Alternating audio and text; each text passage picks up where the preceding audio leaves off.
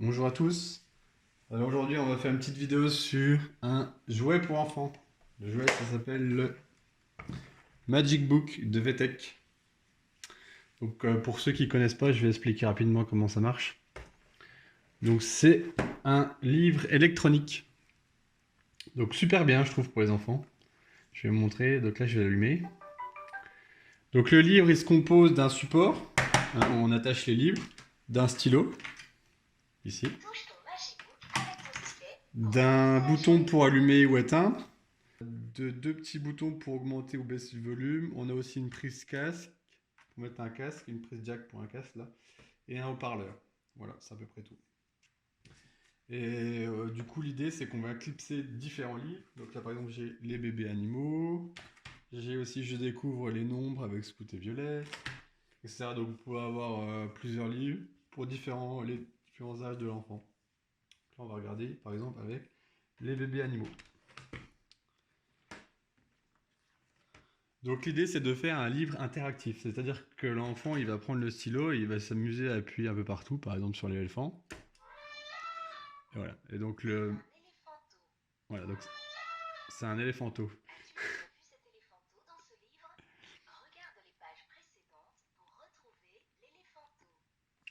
Voilà, donc à chaque fois qu'on appuie sur un élément des images, soit ça va donner un son qui peut être associé ou non à des actions à faire. Par exemple ici en bas à droite, là vous voyez les petites icônes, c'est des exercices. Donc là niveau 1, niveau 2 et on peut les arrêter. Par exemple on va prendre une autre page. Voilà, ici par exemple on a des animaux. Là c'est le tarsier. Je suis sûr que vous ne connaissez pas. Et là le calao non plus. Par exemple, on va faire un exercice, donc on va aller ici, on va appuyer sur l'exercice.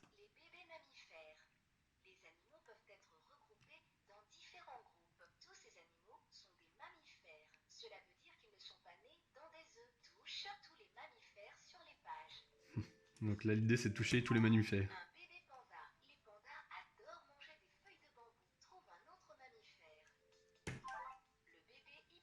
Voilà, donc là, on peut arrêter, par exemple, on peut arrêter l'exercice ici.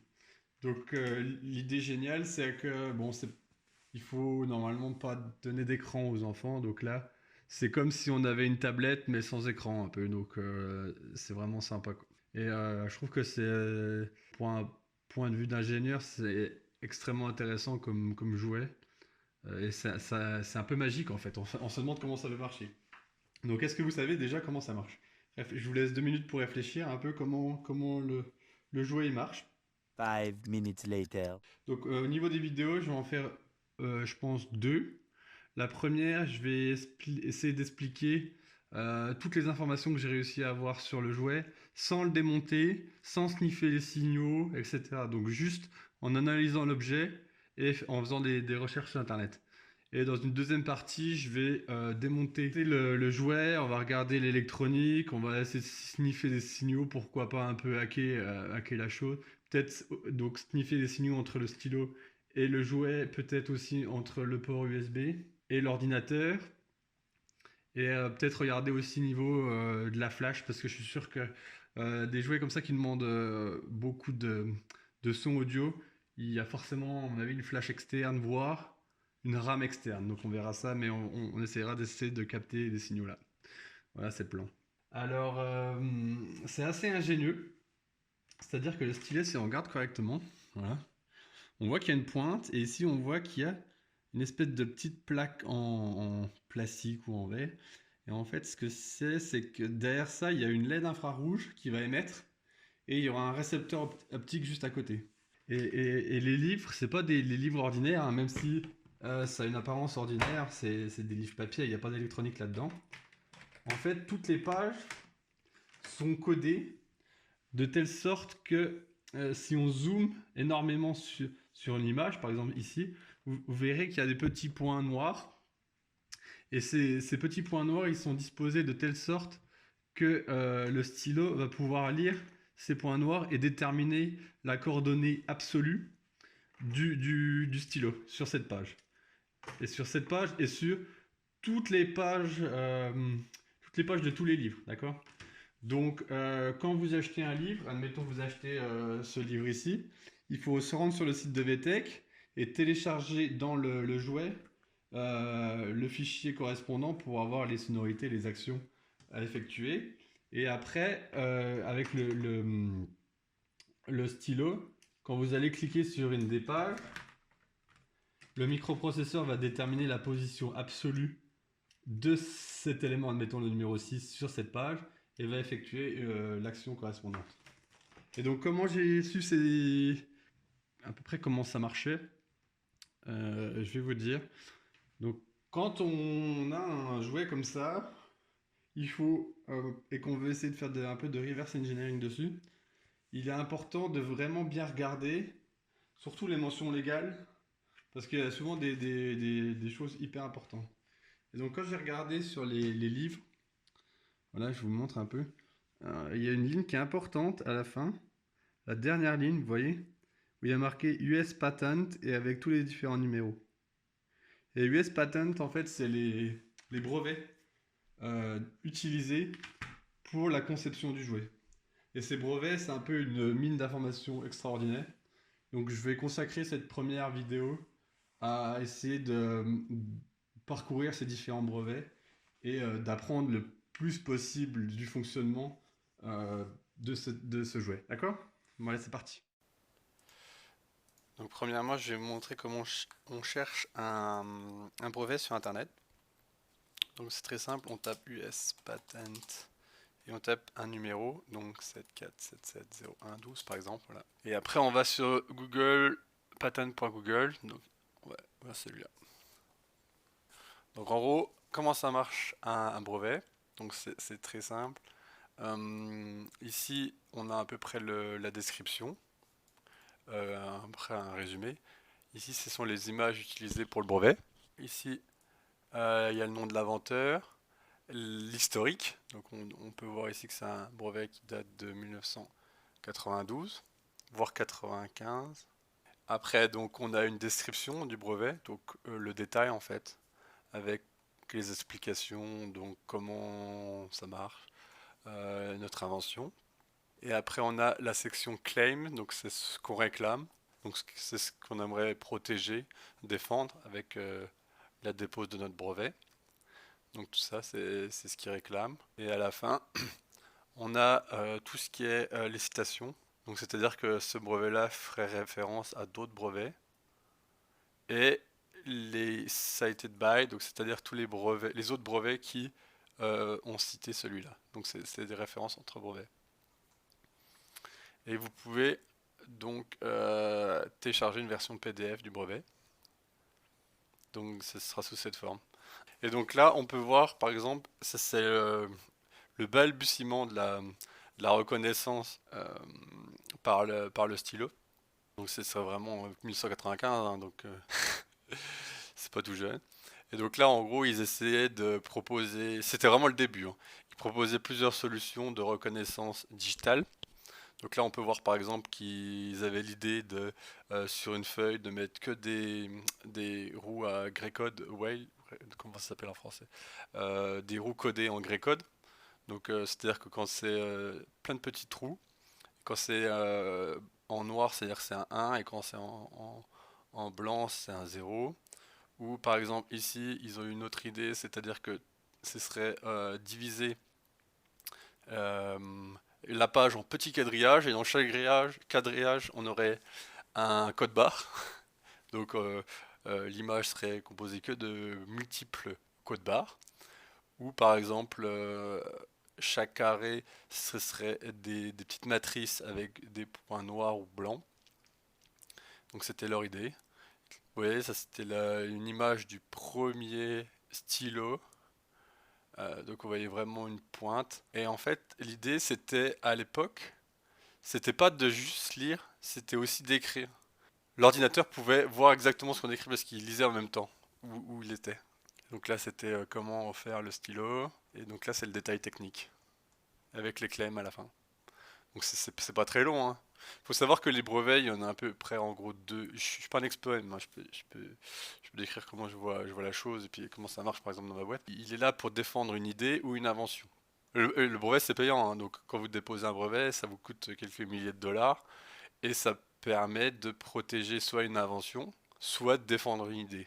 Donc on peut breveter presque n'importe quoi, mais après faut la défendre quoi. Alors maintenant je vais parcourir les différents brevets. Donc là, on va arriver en l'an 2000, donc en Suède, fin des années 2000 pour la compagnie Ericsson. Et donc eux, ils ont amélioré l'algorithme de détermination de la position. Ils se sont rendus compte que d'utiliser des roues codées en code grey ou des codes bas ou des autres choses assez compliquées, c'était compliqué, ça prenait énormément de ressources pour décrypter, décoder, sachant qu'à l'époque, on avait très peu de puissance de calcul. Donc ils ont dit, on va essayer de faire un truc simple et efficace. Donc ce qu'ils ont fait, c'est qu'ils ont en gros codé en binaire, donc c'est-à-dire les éléments en deux états graphiques, 0 petit point, 1 gros point. Et après, ils ont essayé de faire que le capteur optique va lire des carrés, par exemple dans ce cas-là, ce sera du 5 par 5, et essayer de déterminer une position avec ces valeurs.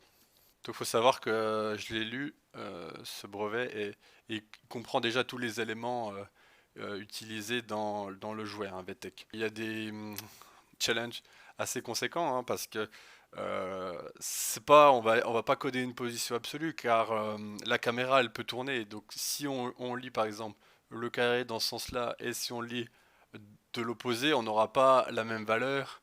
Euh, la même chose que si on décale de 1, admettons on a le carré 6b au lieu du 6a, on n'a exactement pas la même valeur.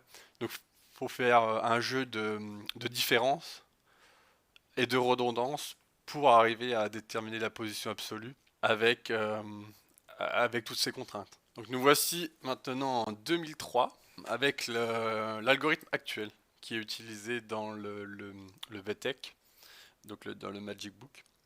Donc ça a été créé dans une entreprise qui s'appelle Anoto, c'est une entreprise suédoise. Je vais vous montrer ce qu'ils font. Par exemple, voilà, ils font un stylo un peu magique qui va lire ce que vous écrivez. Donc c'est voilà, et ça coûte super cher quoi, mais en gros vous écrivez sur une feuille de papier et ça lit et puis ça peut l'envoyer sur un PC ou dans le cloud ou n'importe où. Donc 2003, ils ont inventé ça. Vous voyez ici que c'est encore différent de ce qu'on a vu précédemment. Donc au lieu d'avoir un petit point et un gros point, ils se sont dit déjà d'avoir un gros point, ça se verra plus facilement à l'œil nu. Donc l'idée c'est vraiment d'utiliser les plus petits points possibles pour que ce soit quasiment invisible. Et ils ont eu l'idée, et je trouve ça aussi intelligent, ce serait au lieu de mettre petit point, gros point, ils ont dit, eh ben écoutez, on va faire une grille et on va mettre les points de part et d'autre des croisements. C'est-à-dire que on pourra coder ainsi 4 positions par point. Donc si on vient ici, voilà.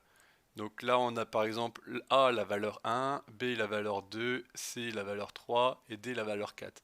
C'est-à-dire que pour un point, au lieu de coder deux positions comme faisait Ericsson, donc un petit point, un gros point, ici on va pouvoir en coder 4. Donc admettons ici on a 16 éléments, on va pouvoir coder 4 puissance 16 valeurs. Donc ce qui est déjà énorme. À la place de 2 puissance 16. Et donc après tout le reste c'est la même chose, hein. Ici on voit. Donc là on pourra scanner, le stylo peut scanner du 4 par 4. Donc ils vont expliquer en détail comment on peut faire. Est-ce qu'il faut utiliser aussi de la redondance pour déterminer la rotation et les déviations. Le stylo et des chemins de positionnement. Un autre brevet de Anoto qui date de 2003, que je trouvais c'était assez marrant. On voit un peu ce qu'ils essayaient de faire à l'époque. Donc c'est le même principe, hein, donc c'est avec les petits et les gros points. Mais je pense que leur idée c'était plus dans quand on voit les images, par exemple celle-là, on voit que l'idée, c'était peut-être de mettre des menus papier dans les restaurants et que les gens, ils avaient juste un stylo avec le microprocesseur et du coup, ils avaient juste à appuyer sur ce qu'ils voulaient commander, admettons, et le serveur, enfin, ou le cuistot savait directement ce qu'ils avaient, quoi. Je trouvais que c'était assez intelligent quand même. C'est-à-dire qu'au lieu d'avoir une tablette tactile au lieu de demander au resto, on a juste le crayon, on appuie sur ce qu'on veut et c'est commandé, quoi. C'était assez futé. Donc ils avaient eu l'idée de mettre directement sous les textes comme ici, ou alors de mettre des petites cases à côté des éléments. Par exemple le saumon fumé, très important. Petite case et du coup le client devait appuyer dessus et puis ça arrivait quoi, le petit saumon fumé. Maintenant, je vais vous expliquer avec les moyens du bord et je vais essayer de faire ça sous forme d'exemple, les problèmes rencontrés sur le Magic Book et pourquoi c'est vraiment intéressant en termes d'algorithmie. Donc, il faut savoir qu'on avait vu donc, dans les brevets que eux ils utilisent sur chaque point, il y a 4 positions. Donc, on part d'une base 4, ça s'appelle, et on lit 16 points. Donc, on a 4 puissance 16, ça fait à peu près 4 milliards 294 millions 967 296 positions absolues possibles. Mais ça, c'est la théorie. Et on va voir qu'en pratique, il y en aura beaucoup moins parce qu'on a un positionnement partiel. C'est-à-dire qu'on n'a pas toutes les informations. On ne sait pas où on est sur... je veux dire, on ne connaît pas la rotation de la caméra, on ne connaît pas les points qu'on va lire. Je vais vous montrer ça sous forme d'exemple, d'accord? Donc pour cet exemple, on va aussi utiliser une base 4. On va utiliser des formes. Donc on va utiliser un cercle. On peut mettre un X par exemple, un carré et une croix. D'accord? On va dire que le cercle vaut 1, le cercle vaut 0, le X vaut 1, le carré vaut 2 et la croix vaut 3. Maintenant, on va essayer de coder. On va prendre une matrice de 3 par 3, pas 4 par 4, parce que sinon ce sera trop compliqué. On va essayer de coder une valeur. Donc là, n'oubliez pas, on est en base 4. Chaque chiffre a 4 valeurs, 0, 1, 2 ou 3. Hein, dans la vie de tous les jours, vous comptez en base 10, hein, de 0 à 9. Donc là, on va coder quelque chose en base 4. Donc on va coder par exemple le nombre 0, 0, 0, 0, 1, 3, 0, 0, 2. Voilà. Comme ça, on aura tous les chiffres. Donc on va le coder. Donc on a cercle, cercle, cercle, 0, 0, 0. Cercle, X, croix, 0, 1, 3. Et cercle, cercle, carré, 0, 1, 2. Voilà. Et donc admettons, on va encadrer ça pour dire que notre caméra, elle va lire cette partie-là. Donc là, si on est comme on est positionné actuellement, ça baigne, hein, parce que la caméra va lire, admettons la caméra est comme ça, ceci, elle va bien lire notre valeur. Hein. Cercle, cercle, cercle, cercle x plus, cercle, cercle carré, d'accord? Mais admettons, je sais pas, vous prenez vos stylets et maintenant, la caméra, elle va lire dans cette position ici. Qu'est-ce qu'on va lire? Ça va être totalement différent, on va la noter ici. Donc on va lire cercle, donc 0, croix, donc 3, 2, 0, 1, 0, 0, 0, 0. Et on voit bien que c'est pas du tout la valeur qu'on avait voulu encoder au départ. Donc ça ne peut pas du tout marcher. Maintenant, admettons, on a aussi le problème des coordonnées partielles. Dans le sens où, admettons, là nous sommes à la position x et nous allons encoder la position x plus 1. Donc la position x plus 1, ce sera du coup 0, 0, 0, 0, 1, 3, 0, 0, 3. Voilà, l'encoder ici. 0, 0, 0, 0x plus, 0, 0 plus. D'accord? Donc là, on va mettre notre deuxième carré. Mais admettons, la caméra maintenant, elle va lire ce que je fais en rose. Eh oui, ça c'est aussi possible. Et du coup, là, on va avoir une position complètement faussée. Hein. On est d'accord? Là, on va essayer de lire 0, 0, 0, x, donc 3, 0, 1, 2, 0, 0. Rien à voir avec ce qu'on voulait.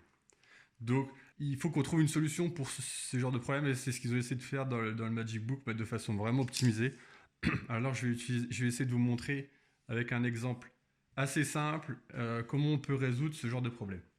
Admettons maintenant, on va dire que le chiffre 3 est utilisé juste pour le positionnement, donc pour savoir la rotation et le positionnement partiel. Donc on pourra encoder nos valeurs que de 0, 1, 2. Donc on va faire un exemple. Donc je vais faire un pattern reconnaissable. Je vais faire le pattern que voici. Voilà. Donc ça c'est un pattern reconnaissable parce que je vais le mettre comme ceci. Voilà. Et je vais mettre comme si on avait notre caméra. Donc on encode bien 3 par 3. Donc il nous reste 5 positions possibles. Et admettons on veut du coup encoder... on ne pourra plus coder ce genre de nombre parce qu'ici on est en base 4. Et vu qu'on a dit qu'on réservait le chiffre 3 pour du coup déterminer la rotation et avoir un espèce de pattern reconnaissable, on va passer en base 3. Donc maintenant on va essayer de coder un nombre, on va essayer de coder le nombre et on n'aura que 5 chiffres. Donc 1, 2, 0, 0, 2. Donc on va le faire. 1, 2. Cercle, cercle. 2. Maintenant notre caméra elle est comme ceci. Donc là ça marche. 1, 2, 0, 0, 2. Maintenant on est dans ce sens-là. Hop, on revoit notre pattern avec nos croix. On se dit, ah, on n'est pas dans le bon sens, il faut faire un quart de tour vers la droite. D'accord? Maintenant, on est à l'inverse, comme ceci. On voit notre pattern et on dit, ah, il faut faire un demi-tour. Et exactement pareil de l'autre côté. Donc là, on a déjà résolu notre problème de rotation. Maintenant, on va voir avec le positionnement partiel. Donc là, on a notre X. On va faire notre X plus 1. Alors, on va déjà refaire notre pattern. Tac, tac, tac, tac. Et on va coder 1, 2, 0, 0, 3. Donc ça nous fait du X carré, cercle, X, cercle. Comme on est en base 3, ah oui, parce que là, on ne peut pas faire de 3. Donc comme on est en base 3, ça nous fera ceci. Voilà. Donc vu qu'on ne peut pas mettre de 3, on passe au chiffre supérieur. Donc ça fait 1, 2, 0, 1, 2. C'est pour ça que j'ai fait 1, 2, 0, 1, 2. On va mettre notre pattern ici. Voilà. Notre caméra, comme ça. Et maintenant, admettons, on a un positionnement partiel. C'est-à-dire que je vais prendre une autre couleur. Admettons que maintenant, notre caméra, elle va lire ceci. Donc ça, c'est un cas assez simple, parce qu'on peut voir qu'on a une partie de notre pattern ici et ici. Dans tous les cas, c'est reconnaissable. Et du coup, on va pouvoir faire un shift et on saura que la position de X, c'est notre valeur ici. On l'a complètement. Donc là, il n'y a pas de problème. Maintenant, on va faire une autre position, celle-là. En jaune. D'accord? Donc ça, c'est un peu plus compliqué parce qu'on a une partie de nos données de X et une partie des données de X plus 1. Comment on peut résoudre ceci? Eh ben, on a une hypothèse de base qui dit que le X plus 1, c'est le X plus 1. D'accord? Donc, déjà, le début, ça va normalement... Enfin, si ça, sauf si on est à la limite, mais je veux dire, on ne va pas changer. Donc, ce qu'on va faire, c'est qu'on va regarder la dernière valeur à gauche. Ici, on sait... Donc là, déjà, on a le cas un peu le plus bizarre, c'est qu'on sait que le X, on était à 2. 2, c'est-à-dire le maximum sur la base 3. C'est-à-dire qu'après, on aura le chiffre à gauche qui sera plus 1. Et ici, donc là, on sait qu'avec notre pattern, on sait qu'on a une partie du x plus 1. On sait qu'il y a un 1. Et qu'on avait rajouté une valeur parce qu'ici, on était au maximum. Donc on peut deviner que le x, c'est du 0. Je ne sais pas si vous avez compris. Et du coup, on peut se dire que le pattern final de x, ce sera x, 0, x, donc la valeur là, carré 0, 0 carré, voilà. Ce qui nous fait du 1. 1, 2, 0, 0, 2. Ouais, voilà, c'est ça. Admettons, on va faire en base 10, comme ça vous allez peut-être plus comprendre. Ah, attendez, on va faire un truc. On va dire 1, 9, 0, 0, 9. Voilà. Et donc là, on aurait 1, 9, 0, 10. D'accord? Et là, on choperait. Donc, j'ai fait exactement la même chose, j'ai juste mis en base 10. Là, on aurait cette partie-là et cette partie-là. On sait qu'on a un 9 ici. Donc, on sait que le nombre suivant de 9, c'est 10, ou 20, ou 30, ou tal. On augmente les dizaines. D'accord? Et là, on a vu que la dizaine de x plus 1, c'était 10 et qui a été augmentée par rapport à x. Donc, on sait qu'ici, c'est un 0. Voilà. Donc, on peut, si on a 9, on sait que là, on augmente après de 1 pour la dizaine. On sait que la dizaine, c'est 1. Donc, on enlève 1 de la dizaine, c'est 0. Et donc, on a notre 1, on a notre chiffre. Voilà. J'espère que vous avez compris. Dernier point important. Maintenant, comme on a fait notre petit algorithme, on peut regarder les pertes de valeurs qu'on a eues. Donc, il faut savoir qu'au début, on avait codé en base 4 sur 9. Donc, on avait 4 puissance 9, 262 144 positions absolues.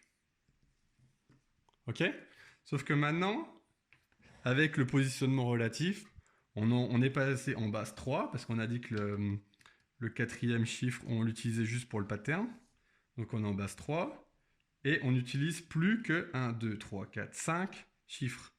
Donc on peut coder que 245 positions. Et c'est incroyable hein, ce qu'on perd comme valeur de positionnement en utilisant un positionnement relatif.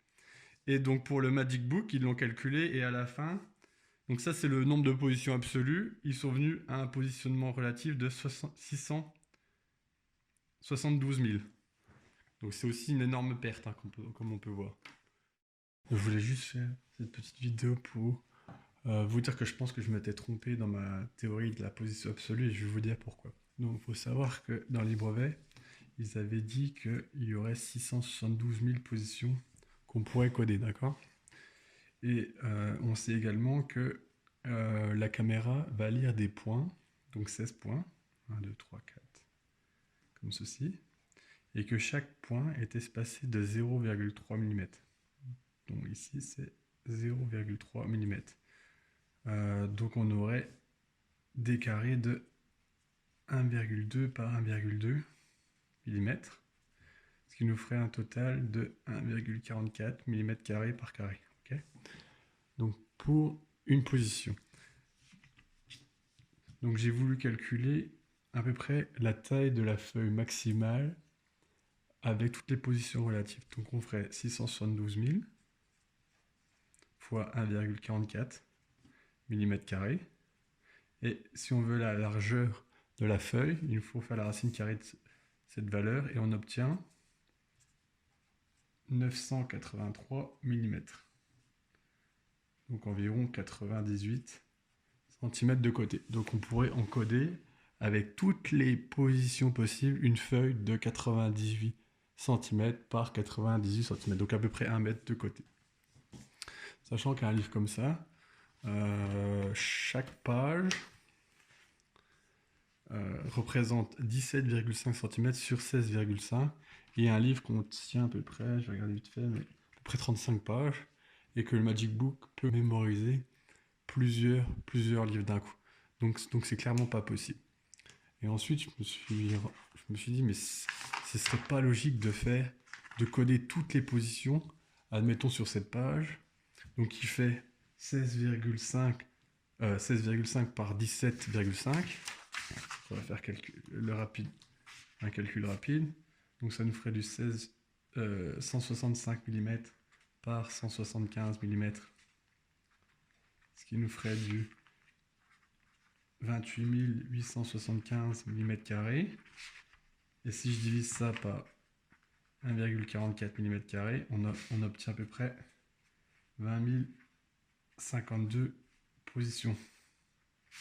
Donc c'est-à-dire que rien que sur cette page, il faudrait coder plus de 20 000 positions absolues. Et donc, il faudrait dire, bon bah quand je clique ici Je regarde dans mon microprocesseur, je regarde, ah oui, donc cette adresse, je dois mettre telle musique. Ici, ce serait la même, ici, ce serait la même, ici, ce serait la même. Donc ça ferait des énormes lookup tables, et ce serait ingérable et inefficace. Alors qu'on pourrait très bien faire, écoutez, je vais diviser cette page en zones.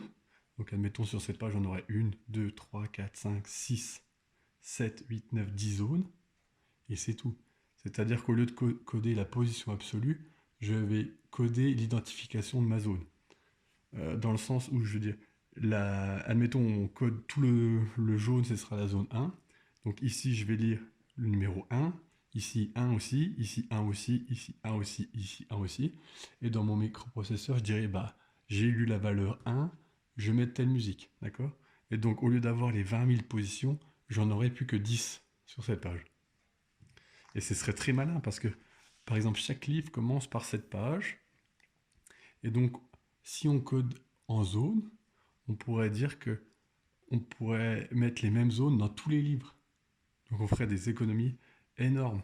Et donc, au lieu de coder une page de 600, donc de 90 par 90 en position absolue, on pourrait coder 672 000 zones.